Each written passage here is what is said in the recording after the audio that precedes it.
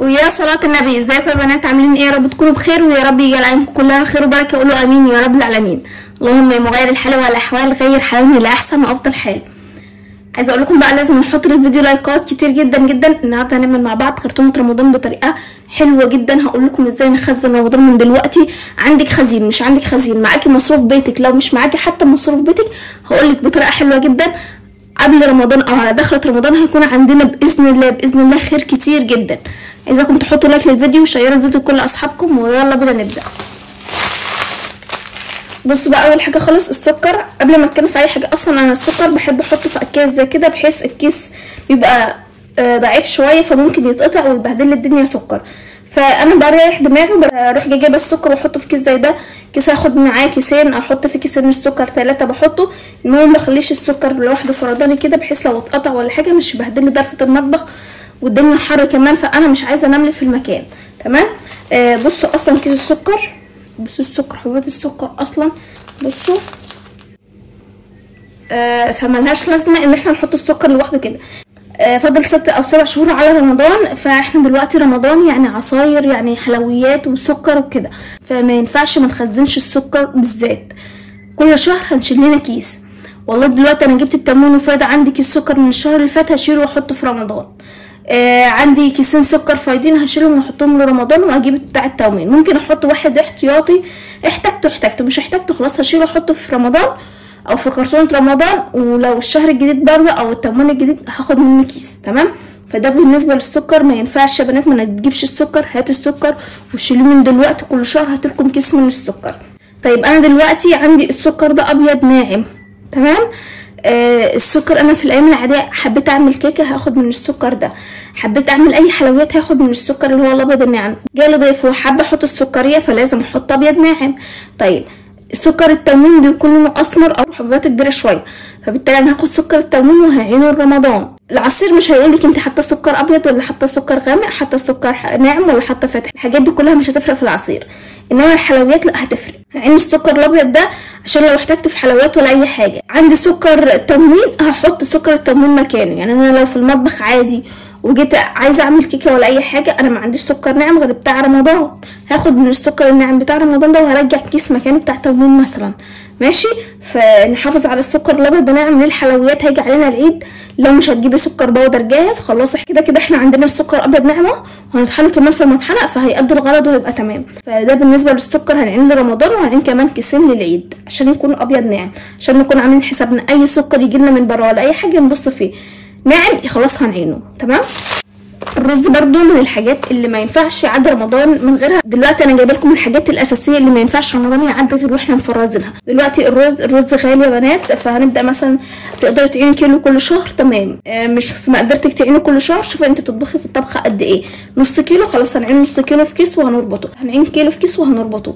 دلوقتي ربنا يخلينا اهالينا، مامتك هتديكي شويه رز، حماتك هتديكي شويه رز، هناخد برده كيلو وهنعينه او نص كيلو هنعينه. المهم ما ينفعش لو انا بعمل مثلا المعيار بتاعي كوبايتين رز، هعين كوبايه رز مثلا من النوع ده وكوبايه رز من النوع البلدي واحطهم على بعض، مش هينفع خالص. دلوقتي ده نوع وده نوع، فهتلاقي حبايه استوت قبل التانية وحبايه فمش هينفع خالص. فلو انت مثلا بتطبخي نص كيلو رز خلاص هاخد الكوبايتين او نص كيلو في كيس لوحدهم، بحيث ان دول يكونوا طبخه لوحدهم. تمام. عشان ما نلخبطش نفسنا من دلوقتي يا بنات. مش عندك خالص، لو عندي مثلا كيلو رز خلاص في مقدرتي هعين الشهر ده تمام، مش في مقدرتي ممكن الشهر الجاي هعين نص كيلو، ممكن الشهر اللي بعده هعين كيلو. المهم شوفي الدنيا وحاولي على قد ما تقدري، لو هتاخدي حتى كميه بسيطه على قدك قد يوم الدنيا تمشي. تمام. المكرونه الفرن دي بالذات لازم نعين منها في رمضان. اقل حاجه 2 كيلو. 2 كيلو دي اللي عملت عزومه وهتعملي فيها مكرونه بشاميل، فاقل حاجه تعيني منها 2 كيلو.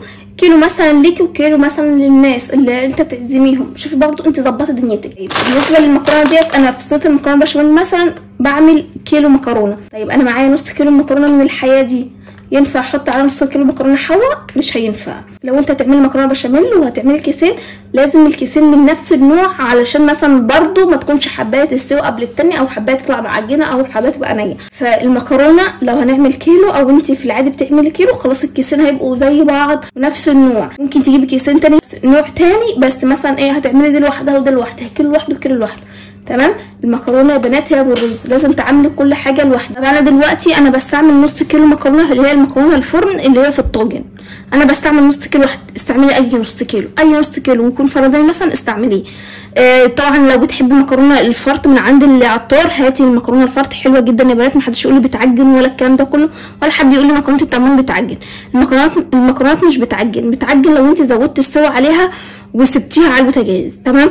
المكرونه لما بتيجي تتسلق بنحط لها 3 أو 4 معالق من الزيت، الحله هتكون اكبر من كميه المكرونه، وهنقلب بمعلقه خشب او سيليكون، ما نقلبش بالمعالق المعدن علشان ما تتكسرش مني وتتهري مني. لو المكرونه استوت انا ضغطت عليها لقيتها استوت خلاص انا بصفيها وبشربها بشويه ميه عشان توقف عمليه السوا. طب لو لسه فيها تكه خلاص صفيها وسيبيها كده كده، على ما البخار هيسويها وعلى ما تحطيها في الصلصه والكلام ده كله هتلاقيها برده بقى السوا بتاعها مظبوط. خلاص.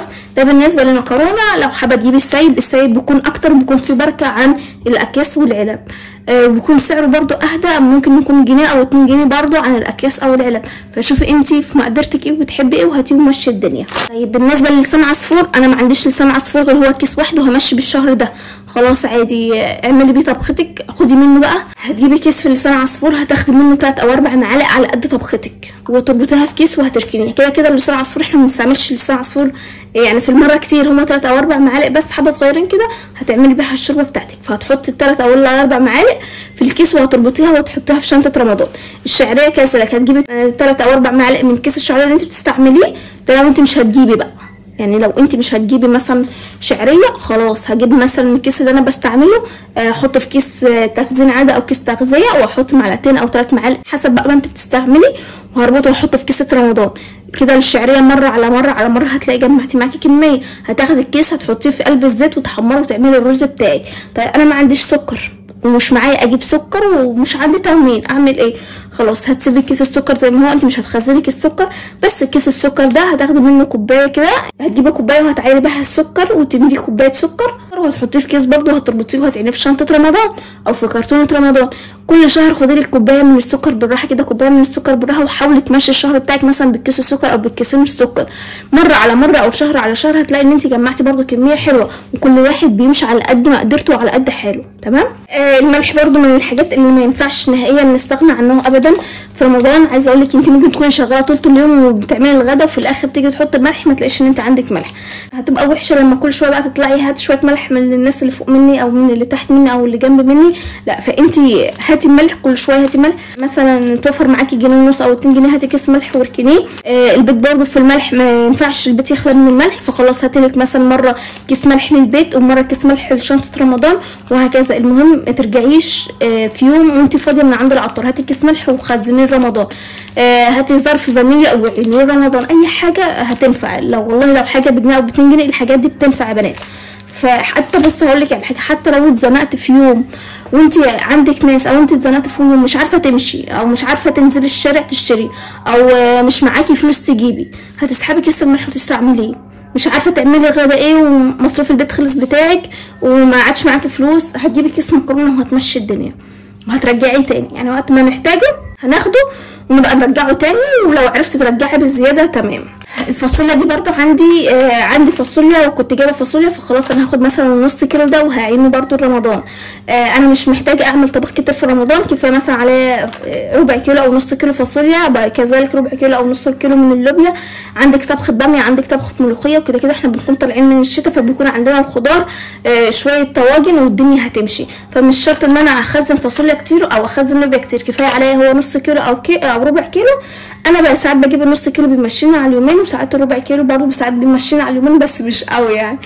فانت شوفي مقدرتك انت بتكفيكي ايه واعمليها، كفايه عليها طبخه فاصوليا واحده وخلاص، مش هجيب تاني فاصوليا، هجيب مثلا لوبيا يبقى سند بس في قلب البيت وخلاص.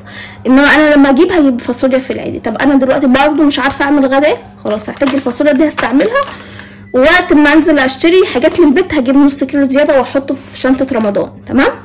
بصوا برضو العدس ده، العدس يعني هتقولي لي بعدس في رمضان، بصوا هو مش حرام ولا عيب ان احنا نعمل اكل ارداحي في رمضان، تعملي شويه كشري تعملي شويه عدس، مش عيب جدا يا بنات. العيب فعلا ان احنا نعمل محمر ومشمر ونتفرج على التلفزيون ونعيش رمضان الاجواء اللي هي اللهو والكلام ده كله، وما نعيش الاجواء الروحانيه، ده اللي مش هينفع فعلا.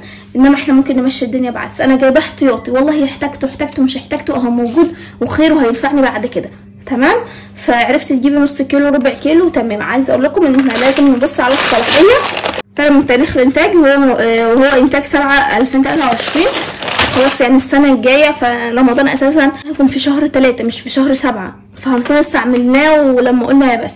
طيب دلوقتي الدنيا حر، هاتي الحاجات دي وحطها في اكياس. يعني مثلا عندك الفاصوليا والعدس السكر الحاجات دي ممكن تجيبيها في كيس كبير وتحطيهم في التلاجة.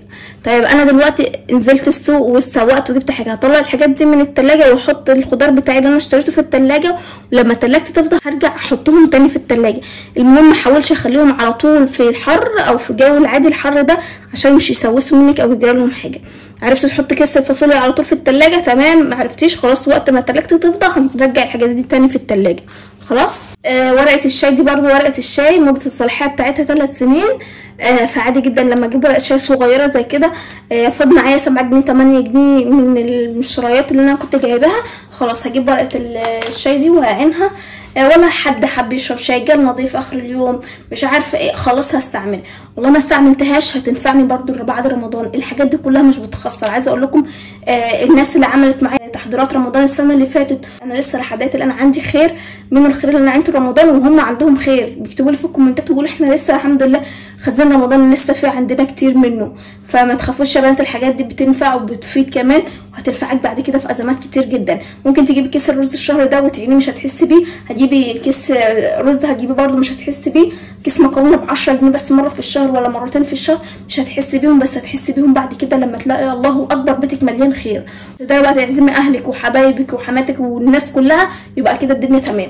برضو ازازه الزيت دي ما ينفعش نقدر نستغنى عنها. انا جبت ازازه زيت من النوع النظيف الحلو بحيث اعمل شويه فول، اعمل شويه رز، اعمل اي حاجه فيها زيت، خلاص انا هستعمل ازازه الزيت الحلوه دي، بيبقى نوعها حلو وريحتها ما فيهاش لا ريحه ولا طعم خالص. فهستعمل ازازه الزيت دي، في حين ان انا ممكن اعين ازازه الزيت برضو اللي هي بتاعه القلايه دي. انا بحطها في كيس بصراحه عشان دي بتبقى متعصه زيت شويه، فانا ما برتاحش في الازازه دي تكون لوحدها. انما دي بصوا عادي ما فيهاش اي حاجه، انما دي لا، دي بتكون متعصه زيت كرتونه بس متعاصه، حد ازازه مفتوحه ولا حاجه فبيبهدل الدنيا. فلا انا بجيب ازازه الزيت دي واحطها في كيس، حتى لما اجي استعملها بحطها في كيس. دي للقليه بقى، حمرنا شويه مثلا فراخ، حمرنا شويه اي حاجه سمبوسه اي حاجه، هستعمل دي للقليه. طبعا الدنيا غاليه فمش هينفع ان انا اجيب ازازه زيت دي واستعملها حتى في القليه، هتطير وانا مش هعرف اجيبها. فانت لو ما قدرتش تقلي بالزيت ده عادي براحتك، ده هتلاقيه قليه وطار، انما ده بيقعد معاكي شويه تمام. عين ازازه الزيت مهم جدا، الزيت والسكر مهم جدا جدا يا بنات، وبالذات الزيت قبل السكر. فهاتي الزيت لانك انت يعني ربنا يجعل الخير عندنا جميعا، هتلاقي بتستعملي زيت في اكل كتير في تحميرات كتير. فلا هاتي زيت واركني كل شهر، اركني لك ازازه زيت كل شهر، اركني لك ازازه زيت. طب انا جبت التموين ده او جبت التموين الشهر ده وانا عندي فايض مثلا ازازتين زيت، هاخد واحده غير اللي انا هعينها من الشهر الجديد، هاخد واحده واعينها رمضان وهسيب واحده مثلا ستيب، احتجتها مش احتجتها هحطها تاني في رمضان. واقدر ممكن لو انت تقدري تحطي ازازتين زيت في الشهر لرمضان تمام. كده كده انت الشهر الجاي تحطي مثلا كيس سكر او كيسين سكر، كيس مكرونه، كيس شعريه، هتلاقي الدنيا برضو دي يعني دي بتعوض دي خلاص. فكل شهر حاولي على قد ما تقدري تحطيك لو حاجه بسيطه. بصوا الحاجات دي كلها اساسيه يا بنات، ما ينفعش نستغنى عنها. انا جبت دلوقتي علبه مرقه الدجاج ماشي، فانا هاخد منها الشريط بيكون 6 وحدات، هاخد منهم واعينها رمضان. الشهر الجاي او الشهر اللي بعده جبت مثلا علبه مرقه دجاج تاني، هاخد منها شريط، الشهر اللي بعديه هاخد منها شريط، وهكذا عند ما اجمع لي حبه حلوين. في الحاله دي انا لما الاقي مثلا عندي 3 شرطان او 4 شرطان او الموجودين عندي، انا مش هحتاج اشتري علبه مرقه دجاج في رمضان، او هتمشيني شويه، او ممكن اقدر اشتري مثلا علبه هقسمها بالنص بيني وبين حماتي او بيني وبين مامتي، فالدنيا هتمشي خلاص يا بنات. هنلاقي عندنا خزين الحمد لله. بالحاله دي على دخلة رمضان مش هنشتري خزين لان احنا عندنا الخير كله الحمد لله. انت هتعملي ايه؟ هتروحي تجيبي حاجات بقى اللي انت محتاجاها، حابه تجيبي حاجات رفاهيه، حابه تجيبي يميش مكسرات، هتقدري تجيبي براحتك. انما الحاجات دي انت خلاص انت نسيتيهم ومفروغ منهم، بالعكس انت لما تطلعيهم هتكوني مبسوطه جدا ان عندك الخير ده تمام. عندي برضو الخل، ما ينفعش نقدر نستغنى عن الخل، طشه مش عارفه ايه الحاجات دي حلو جدا، بس اهم حاجه واحنا بنشتري الخل نشتريه من مكان كويس، من سوبر ماركت كويس، من عطار كويس، ما نجيبش من الاسواق، لان الاسواق انت بتروح تشتري ميه ما بتشتريش خل. الازازتين ب5 جنيه بس انت بتشتري ميه، عايزه اقول لك طعم الميه بالظبط ما فيهاش اي ريحه الخل. فملهاش لازمه ان احنا هنشتري واحده ب 8 جنيه ب 10 جنيه، بس ازازه خل محترمه هتقعد معاكي وهتعمل نفس الطعم الجميل. انما من الاسواق ما تشتروش من الاسواق، انا اشتريت منها وبقول لكم هو ما تشتروش من خل من الاسواق خالص عشان ملوش لازمه. طبعا اهم حاجه ما نقدرش نستغنى عنها وهي المانجا. جبت برضو المانجا، عايزه اقول لكم المانجا دي كانت طريه شويه، دي بتاعت العصير. كان الراجل قلت له ان هو قال لي الكيلو ب 15 جنيه من هنا لهنا، جبت الكيلو ب 12 ونص بتاعت عصير، هنعملها مع بعض عصير حلوه جدا يا بنات. طب انا دلوقتي مش في مقدرتي اجيب مانجا او اجيب كميه او اجيب اي حاجه، انت جبتي 2 كيلو مانجا لبيتك، او حتى لو جبتي كيلو مانجا واحد خدي لك منه واحده وفي كيس على الفريزر على طول، حبات مانجا على حبات مانجا تمشي الدنيا تعملي بيها عصير. الاسبوع اللي جاي جبت 2 كيلو، خلاص انا هاخد واحده كبيره على الواحده اللي انا عملتها الاسبوع اللي انا خدتها قبل كده، وهعمل مثلا عصير عندي ضيوف او عندي حد هعزمه، خلاص همشي اليوم ده. المهم شهر على شهر هاتي، عرفت تجيبي 2 كيلو، كيلو للبيت وكيلو للعصير، تمام. مشي دنيتك على قد ما تقدري. المانجا دي الكيلو ب 12 ونص، حلوه جدا للعصير، ما فيهاش اي حاجه يا بنات. بصوا ممكن تكون طريه شويه بس بصوا قلبها من هنا ناشف، فهقدر اجيبها واعينها واعملها مع بعض. هعملها معاكم برضو عصير حلوه جدا يا بنات. هاتوا على قد ما تقدروا، هاتوا لكم طبخه باميه، هاتوا لكم طبخه ملوخيه وعينيها في الفريزر كده. هيكون عندنا داخلين على الشتاء، هيكون عندنا برضو الخير في الشتاء، فمش محتاجه ان احنا نفرز كتير في الخضار او نملى الفريزر خضار على الفاضي. هنفرز الطماطم لان احنا ما نقدرش نستغنى عن الطماطم لا في رمضان ولا في الايام العاديه، وممكن ما فيش اسبوع يعدي او يومين 3 يعدي غير وانت مستعمله الطماطم. فشوفوا الحاجات اللي تنفع ايه هاتوها، الحاجات اللي نفرزها بعقل. الطماطم لا فرزي، عايزه اقول لك فرزي بعقل، لا فرزي براحتك. الباميه ملهاش لازمه افرز 5 كيلو بال6 كيلو، كفايه هي كيلو على قد طبختك. لو انت بتطبخي نص كيلو يبقى هو نص كيلو في رمضان، وممكن مثلا تخزني ايه يعني نص كيلو او كيلو كمان حبيتي نفسك هفتك عليها في الشتاء بعد ما خلصت تستعمليها. غير كده مش ليه لازمه يا بنات نفرز عمال على بطال.